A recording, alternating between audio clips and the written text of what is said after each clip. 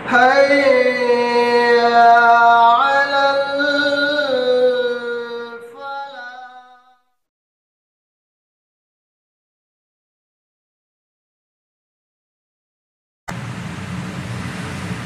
بسم الله والصلاة والسلام على رسول الله وبعد.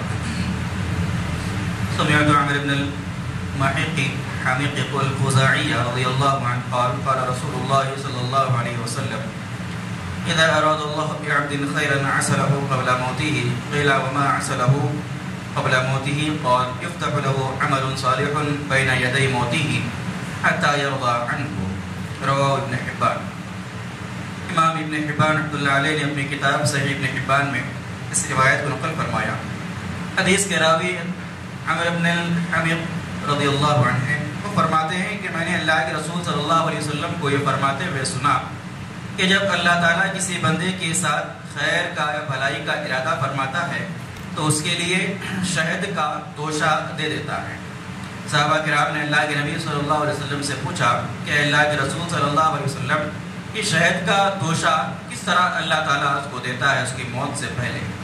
اللہ کے نبی صلی اللہ علیہ وسلم نے بیان فرمایا کہ موت کے وقت اس کے لیے نیک اور خیر کے اعمال کے لیے اللہ رب العالمین اس کے دروازے کھول دیتا ہے یہاں تک کہ اللہ تعالیٰ اس بندے سے راضی ہو جاتا ہے. اس روایت کے اندر اللہ کے نبی صلی اللہ علیہ وسلم نے اللہ تعالیٰ کا ایک انعام اور اکرام جو بندوں پر ہے اس کا ذکر بیان فرمایا.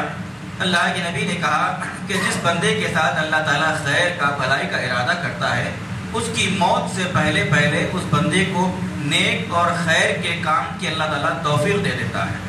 بندہ اپنی زندگی کے پہلے کے ایام کے اندر بھلے اس کی زندگی نافرمانیوں کے اندر گزرتی ہو, اللہ کی اطاعت بھلے سے وہ نہ کرتا ہو, نافرمانی یا اطاعت سے دور وہ رہتا ہو, لیکن اللہ رب العالمین اس کی موت سے پہلے اس کو نیک ہدایت دیتا ہے, نیک توفیق دیتا ہے اور اپنی موت سے پہلے وہ بندہ اپنے گناہوں سے توبہ بھی کرتا ہے, نیک اور خیر کے کام بھی کرتا ہے, اللہ کی عبادت میں بھی لگ جاتا ہے, یہاں تک کہ اللہ تعالیٰ اس بندے سے راضی ہو جاتا ہے اور پھر اللہ تعالیٰ اس کو موت دیتا ہے. تو یہ اللہ کا اس بندے پر بڑا عظیم احسان ہے. تو جس آدمی کو, جس شخص کو اپنی عمر کے آخری مرحلے میں نیک اور خیر کے کاموں کی ہدایت مل جائے, یہ اللہ رب العالمین کا اس بندے پر انعام ہے.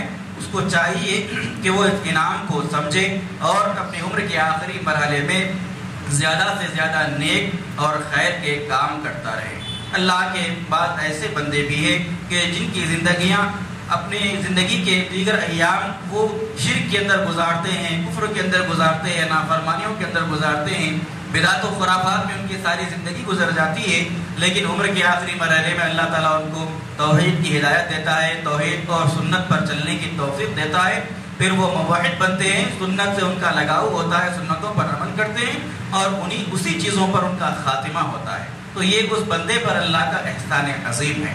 بعض لوگ ایسے بھی ہیں دنیا کے اندر کہ جن کی زندگیاں پہلے تو وہ زندگی میں نیک اور خیر کے کام کرتے ہیں, لیکن عمر کے آخری مرحلے میں آتے آتے وہ ان سے نیک کاموں کی توفیق ان سے چھن جاتی ہے اور پچھلی زندگی کے اندر جو نیکیاں کرتے تھے خیر اور نیکیوں کے کام سے وہ دور ہو جاتے ہیں. یہ اللہ رب العالمین کی توفیق کا چھن جانا ہے اس شخص سے. تو اللہ رب العالمین سے ہمیشہ اس بات کی دعا کرنی چاہیے.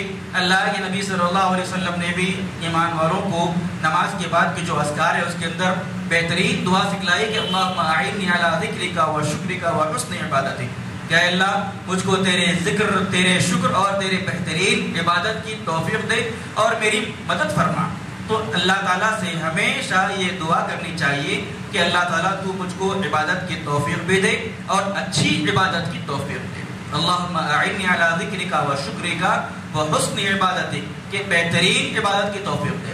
عبادت کا یہ مفہوم نہیں ہے کہ جتنی چاہے عبادتیں کر لے, جتنے چاہے نماز پڑھ لے, چاہے وہ نماز سنت کے مطابق ہو کہ سنت کے خلاف ہو. عبادت اللہ کو وہی منظور ہے جو سنت کے عین مطابق ہو. تو بہترین عبادت کی توفیق اللہ سے ہمیشہ مانگنی چاہیے. اللہ کے نبی صلی اللہ علیہ وسلم نے بھی ہم کو یہ دعا سکھلائی, لہذا اس دعا کے ذریعے اللہ سے ہمیشہ خیر اور نیکی کے کاموں کی توفیق مانگنی چاہیے. اللہ رب العالمین سے دعا ہے اللہ تعالیٰ ہم تمام کو اللہ کے نبی صلی اللہ علیہ وسلم کی ان تعلیمات کو پڑھنے، سیکھنے، سمجھنے، اس پر عمل کی ہم کو توفیق عطا فرمائے، آمین۔ سبحانک اللہم و بحمدک، اشہد ان لا الہ الا انت، استغفرک و اتوب الیک۔